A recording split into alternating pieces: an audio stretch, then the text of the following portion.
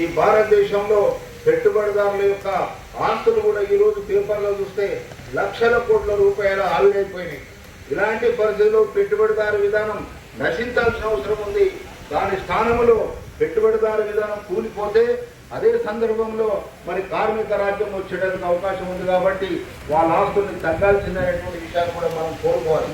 అదే సందర్భంలో చూస్తే ఈరోజు మనం లేబర్ కోర్టులు ఉన్నాయి. లేబర్ కోర్టులు నాడు మనం ఎవరైనా గతంలో లేబర్ కమిషనర్ దగ్గర కానీ లేకపోతే లేబర్ కోర్టు పోయి అయ్యా నన్ను ఉద్యోగంలో తీసేసిండు, నన్ను ఉద్యోగంలో పెట్టుకోమని చెప్పు, నాకు కనీస వేతనాలు చెల్లిస్తలేరని అడిగేటువంటి పరిస్థితి ఈరోజు లేదు. లేబర్ కోర్టు నిర్వీర్యం చేసింది, కార్మిక శాఖ నిర్వీర్యం అయిపోయింది.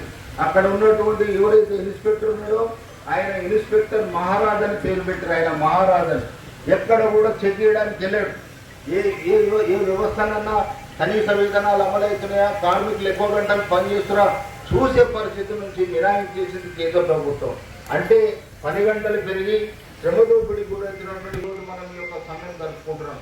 ఈ సమ్మె మనం ఏమంటున్నామంటే లేబర్ కోర్టులను పునరుద్ధరించాలి. కార్మిక శాఖలో ఉన్నటువంటి ఏవైతే దుష్టులు ఉన్నాయో, ఎవరైతే అధికారులు ఉందో వాళ్ళందరూ కార్మికుల కోసం పనిచేసేందుకు కోసం పనిచేయాలి. ఆ విధంగా మనము పెద్ద ఎత్తున కూడా డిమాండ్ చేయాల్సిన అవసరం ఉంది.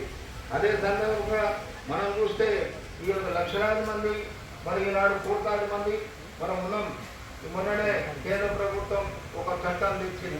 గతంలో క్రిమినల్ చట్టం ఉండే, అది 1860లో వచ్చినటువంటి క్రిమినల్ చట్టం. అది దాన్ని ఐపీసీ అంటారు. ఆ ఐపీసీని భారతదేశం దాన్ని ఈనాడు బీజేపీ ప్రభుత్వం దాన్ని కొత్త తరాలు మార్చి ఓ చట్టం తీసుకొచ్చింది, భారత శిక్షా శుద్ధి చట్టం అని. ఆ చట్టం ప్రకారం ఒక సెక్షన్ 111 సెక్షన్ ఉంది.